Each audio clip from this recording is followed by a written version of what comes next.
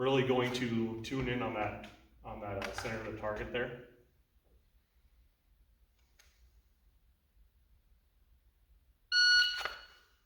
I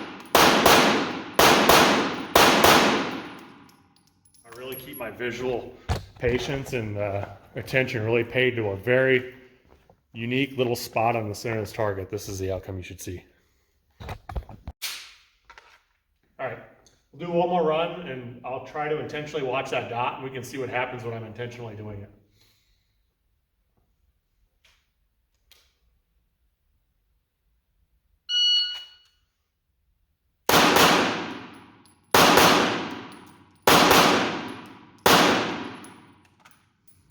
First one was good, but the second two, when I don't have that visual discipline to bring the gun back down, it doesn't return. It just stays up here. And that's when I bring my focal depth back to the gun and back at the dot when I'm not looking at a very specific spot down here in the center of the target.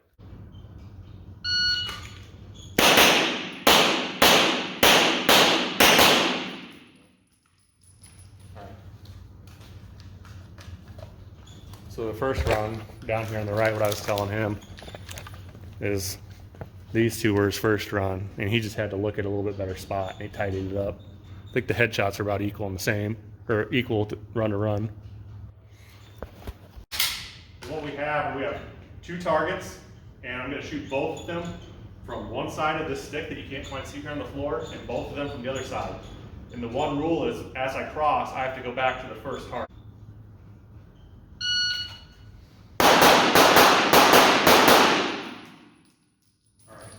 So trying to lose a little bit of visual discipline there. It's kind of hard, but you notice that I just really didn't have them centered up here. Same goes over here. They're starting to drag side to side.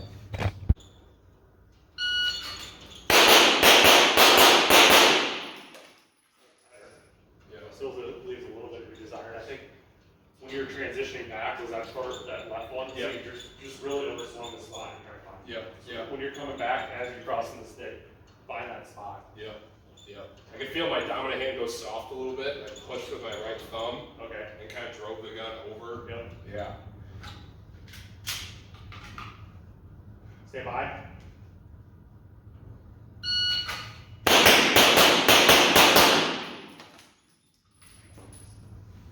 So there you're really able to tighten it up, especially when you came back across, you just hit two right in there. Yep. So you really need to be able to separate your feet and move as you're shooting the gun and being able to keep maintaining your spot where you're picking up the target. We're going to do a little demo here on dry fire. And what a lot of people think of dry fire is they'll take their gun, cock the striker, and they'll find a light switch on the wall and just slow press and then pat themselves on the back when the dot didn't move, right? So really, when it comes down to doing this for real, and when you want to try to do this and learn how to do it faster at it, what it takes is multiple targets on a wall. And I like to weight my gun. Obviously, I don't load it, and at home, I use ammo that doesn't have primers or powder in it.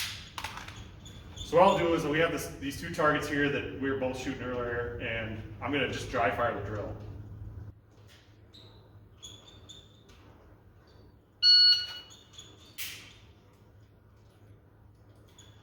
And what I really get out of that is I get to see exactly where my target transitions were without the gun going off and kind of distracting me from what's really going on with where the gun's moving. I also get to see is the gun moving when I'm pulling the trigger? And what I do for that, and different guns are different, but for this gun, I cock the striker, and then after the first shot, it's dead against the wall. But then I just pull against the wall, and the weight that I'm pulling at will still make the gun move around. Induce some tension or something. Okay. Over transition, throw it over the head box or something. All right, ready? Stand by.